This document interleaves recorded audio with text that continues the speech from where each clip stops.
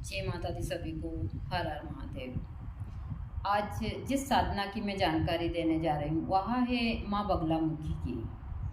मुझसे बहुत सारे भक्त ने पूछा था, तो अभी आ रही है गुप्त नवरात्रि। 10 फरवरी को गुप्त नवरात्रि लग रही है और अभी आज चाहते हैं यदि आप कि हमको साधना में या फिर अपने जीवन में कुछ करना है तो यह साधना आप इस गुप्त नवरात्रि में कर सकते हैं। सबसे ज़्यादा इस साधना का महत्व गुप्त नवरात्रि में ही होता है, क्योंकि जितनी भी तंत्र की साधनाएं हैं वह गुप्त नवरात्रि में की जाती है। और यह रात्रिकालीन साधना है। अब 11 बजे से तो 2 बजे के बीच में इसको कर सकते हैं। यह रात्रिकालीन ही है, इसको दिन में नहीं कर सकते। दिन में कोई भी भक्त नहीं कर सकता इसको। इसके अनुष्ठान भी रात्रि में ही होते हैं, तभी ही फलीभूत होते हैं। तो आप इसकी विधि में आप लोगों को बता देती हूँ। जैसा कि माँ बगलामुखी 10 महाविद्या में से 8वीं देवी है और यहाँ माँ पीताम्बरा है। इनको सारी चीज़ें पीली ही धारण करती है। यहाँ तक कि भोग वगैरह सब जो भी हम भोग लगाते हैं, वहाँ जो भी बेसन के लड्डू वगैरह है उसका लगाते हैं। इसमें हल्दी की माला जाप के लिए हमको चाहिए, भोग के लिए भी हमको पीली ही चीज़ें चाहिए।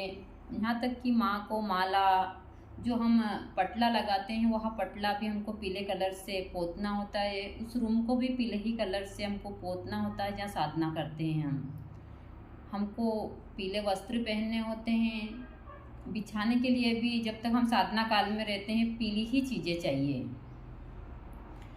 दूसरा, हमको जो लोटा हम वहाँ रखते हैं वह पीतल का चाहिए, पीला वाला। हम स्टील का या फिर तांबे के लोटा वहाँ स्थापित नहीं कर सकते।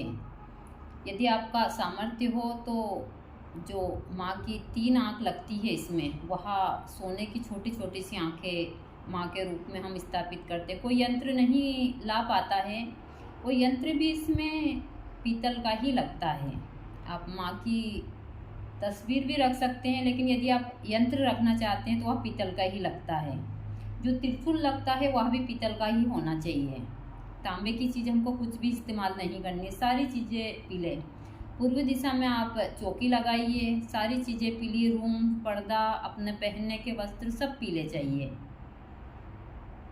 दूसरा, इसमें शुद्ध देसी गाय का घी चाहिए। हवन के लिए आपको पीले सरसों और हल्दी का ही इस्तेमाल करना है और घी का गाय के।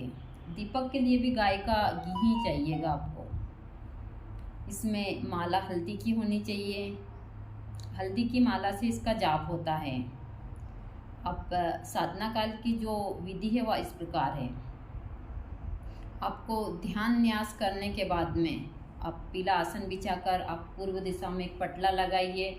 उसके ऊपर आपको 11 ढेरी लगानी। सब हम हमेशा 9 लगाते हैं, लेकिन 11 ढेरी लगानी है और वह भी पीले चावल की होनी चाहिए।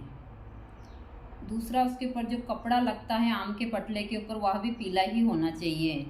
उसमें एक जो लोटा होता है जिसमें हम जल भरते हैं, उसमें थोड़ी सी हल्दी डालनी है हमको। जो नारियल है उस पर भी थोड़ा सा पीला सारी चीज़ें डालनी है।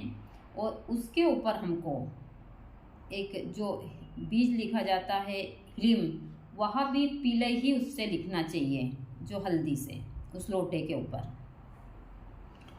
दूसरा, इसमें महत्वपूर्ण चीज़ होती है, वह मंत्र का खास ध्यान रखना चाहिए। आपको हमेशा एकाग्रता में ही यह साधना करनी चाहिए। साधना स्थली का चुनाव आपको पहले ही कर लेना चाहिए। आप गुरु के सानिध्य में करते हैं तो सबसे अच्छा है। पहले आप एक माला गणपति जी की कीजिए, फिर एक ओम नमः शिवाय की कीजिए, फिर उसके बाद में आपको मंत्र करना है। ध्यान न्यास करने के बाद में या दोनों माला करने के बाद में। मंत्र में हम बहुत सारी त्रुटियां करते हैं, तो मैं आप लोगों को मंत्र आज जिस हिसाब से बताती हूँ इससे करते हैं तो आपको ज़रूर सफलता प्राप्त होती है। यहाँ ज़्यादातर उन्हीं लोगों को करना चाहिए जैसे कोई राजनीति में हो, या फिर आपका जो पेशा है वो वकील का हो। आपके बहुत सारे ऐसे शत्रु हैं जो आपको ऐसे ही परेशान कर रहे हैं, आप मतलब आप कथा वाचक हैं तो आपको इसको वाचा सिद्धि के लिए करनी चाहिए, यानी कि आप जो भी बोलते हैं वह सत्य निकलता है। तो यह उन लोगों के लिए महत्वपूर्ण साधना है माँ बगलामुखी की। इसमें मंत्र है ओम ह्रीम बगलामुखी सर्व मम गुप्त शत्रुनाम वाचम मुखम पदम स्तंभै जीवाम किलय किलय बुद्धि विनाशे ह्रीम ओम स्वाहा।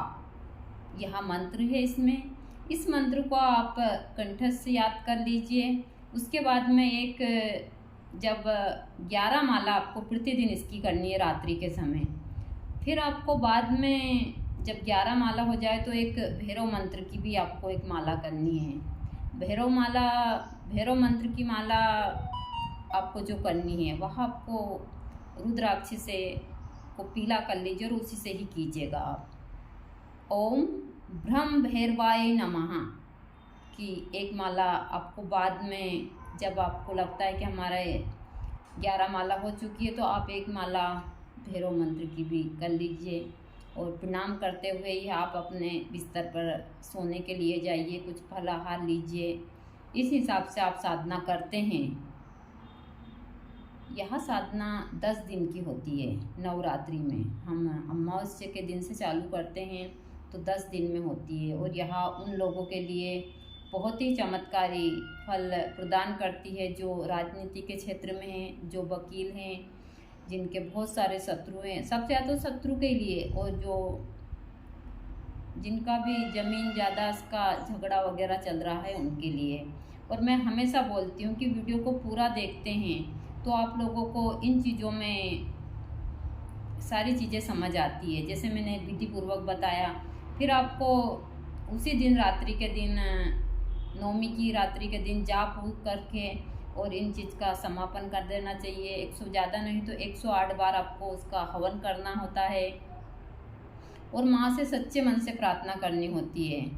दूसरा, आप इसकी जब साधना पर बैठते हैं आप तो आपको संकल्प लेना होता है आप किस काम के लिए बैठे हैं। तो हाथ में पीला चावल लेकर, थोड़ी सरसों लेकर, पानी, और उसके बाद ही हल्दी लेकर और संकल्प लेकर एक पोटली बांध कर रख दीजिए जिस काम के लिए साधना कर रहे हैं। यदि आपने सच्चे मन से साधना को करा तो आपको जरूर सफलता प्राप्त होगी माँ बगलामुखी की कृपा से। यह एकदम बहुत सटीक और बहुत सरल उपाय मैंने बताया है साधना का। आप लोगों को आप करते हैं तो ज़रूर सफलता प्राप्त होती। ऐसे तो बहुत सारे मंत्र हैं माँ बगलामुखी के, लेकिन जो सरल मंत्र है वही मैंने आप लोगों को बताया है। तो आप ज़रूर कर देखिए। माँ काली और बगलामुखी की कृपा से आपको साधना में सफलता प्राप्त होगी। क्योंकि कहा जाता है कि ऐसे तो माँ बगलामुखी के आपने जहाँ भी देखे होंगे 3 मुंह होते हैं, तो 3 ही शक्तिपीठ है, लेकिन ऐसे बताया जाता है कि 5 है, कोई 7 भी बताते हैं। लेकिन जो 3 मुख्य है वो 2 तो मध्य प्रदेश में ही हैं और एक जो है वह हिमाचल प्रदेश में है, कांगड़ा में। तो यही है माँ बगलामुखी की सारी चीज़ें। तो आप ज़रूर कर देखिए, यह साधना आपको सफलता प्राप्त होगी।